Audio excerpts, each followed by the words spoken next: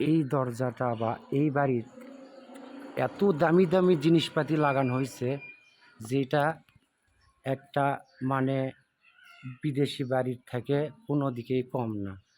বাড়ির মধ্যে যাওয়ার কোনো অনুমতি না থাকায় বাইরে থেকে আমি একটা ছোট ভিডিও নিচ্ছি। আল্লাহ কি শৌখিনতা দিয়ে কিভাবে দেখেন এই বাড়িটা তৈরি করছে, মনে হচ্ছে সব আরবি লেখা। দেখেন কত সুন্দর।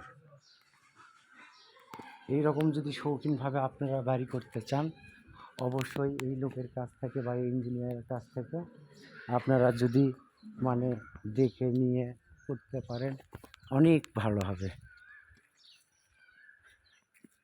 এই লোকটা আগে থেকে চেয়ারম্যান ছিল, আগে থেকেই সুন্দর সুন্দর কাজে লিপ্ত ছিল, যার কারণে আল্লাহ এই লোকটা একবারে উঠায় নিয়ে আসছে।